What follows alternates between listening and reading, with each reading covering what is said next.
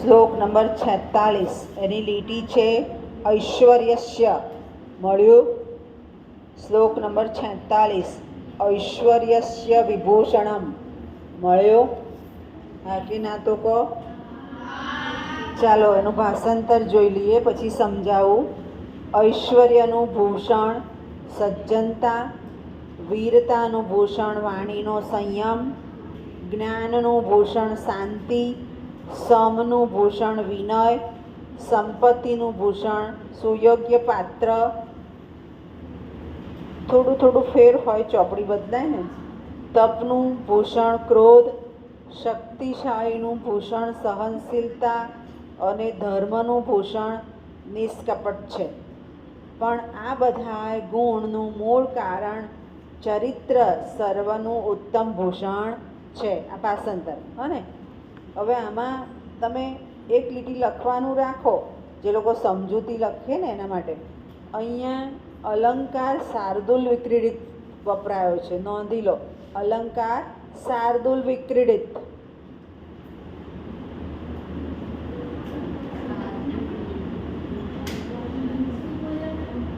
શાર્દુલ વિક્રીડિત 19 અક્ષરનો 8મા ધોરણમાં ભણી ગયા. ગુજરાતી ભણ્યા ને?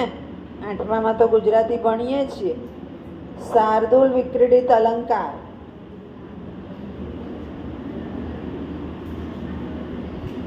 ઓકે, આગળ સમજીએ અહીં શું સમજાયું છે.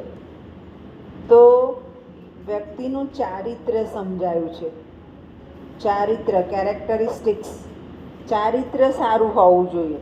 હવે દરેક વસ્તુની એક વિશેષતા બતાવી કે સારો માણસ છે તો એની પ્રસિદ્ધિ એને કરવાની જરૂર નથી. આપણે તરત જ કહીએ છીએ કે આ સારો છે. પછી વીર વ્યક્તિ છે તો પણ આપણે ઓળખી જઈએ છીએ કે આ વીર છે. સંપત્તિવાળો છે તો એ યોગ્ય વ્યક્તિને દાન કરે. અહીંયા જે ભૂષણ, ભૂષણ એટલે એને શોભે. શું શોભે એ વસ્તુઓ બતાવી છે. આપણી વાત કરી છે જ્ઞાનનું ભૂષણ શાંતિ. ઘણીવાર ભણે પણ બોલવાનું ના આવડે, એ ચાલે નહીં. જ્ઞાનનું ભૂષણ શાંતિ હોવી જોઈએ.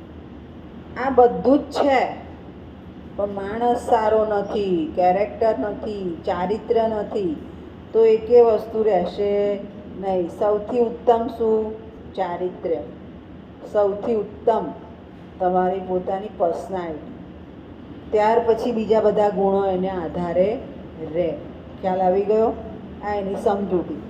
હો ને? ત્યાર પછી બીજો છે શ્લોક નંબર 48. હે ને? જાયમ દિયો હરતી. બરાબર? મેળવી લેવાનું. કોઈ વાર નંબર આગો પાછો હોય એટલા માટે.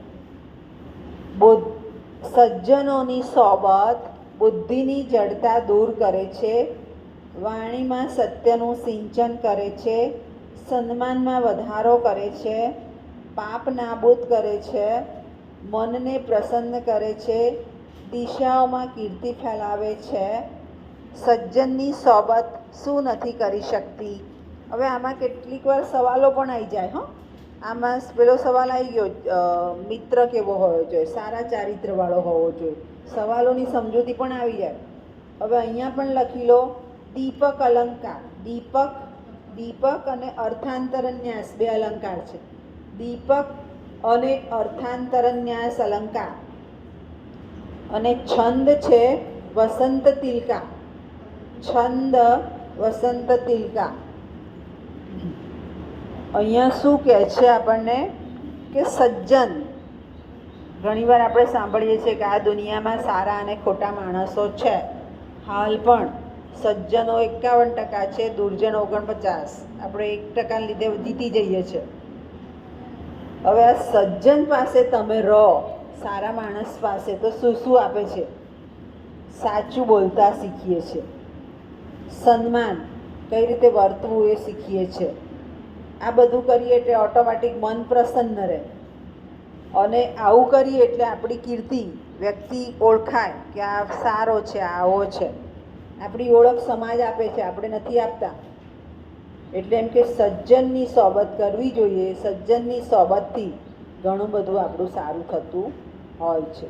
ચાલ આવી ગયો. અહીંયા સજ્જન પ્રશંસાવાળી ટૂંકનોંધ આવતી જાય છે.